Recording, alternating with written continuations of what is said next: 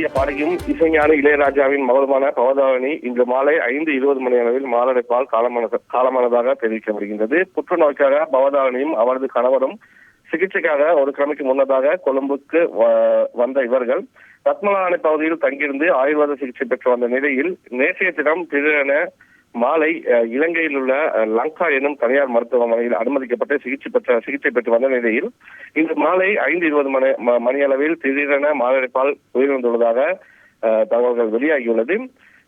இவர் கொழும்பில் உள்ள லங்கா எனும் தனியார் மருத்துவமனையிலேயே நேற்று மாலை அனுமதிக்கப்பட்டு தொடர்ந்து சிகிச்சை பெற்று வந்திருக்கிறார்.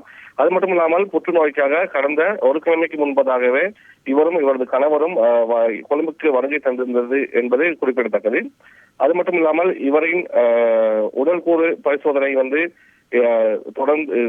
பரிசோதனையின் தொடர்ந்து பின்னர் இவரின் உடல் வந்து சென்னைக்கு எடுத்து செல்வது தொடர்பில் இவர்களின் உறவினர்கள் கலந்து ஆலோசித்து வருகின்றனர். அது மட்டுமில்லாமல்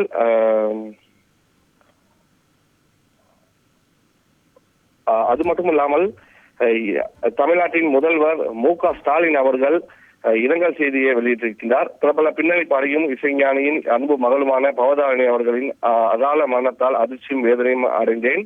தனது பாசமகளை இழந்து துடிக்கும் இசைஞானி அவர்களுக்கும் பவதாரணி அவர்களின் சகோதரர்கள் யுவன் சங்கர் ராஜா, கார்த்திக் ராஜா உள்ளிட்ட குடும்பத்தினருக்கும் திரையுலகினருக்கும் ரசிகர்களுக்கும் எனது ஆழ்ந்த ஆறுதல்களையும் தெரிவித்துக் கொள்கிறேன் என மாண்புமிகு தமிழ்நாட்டு முதலமைச்சர் திரு மு.க. ஸ்டாலின் அவர்களின் இரங்கல் செய்தியில் குறிப்பிடப்பட்டுள்ளது.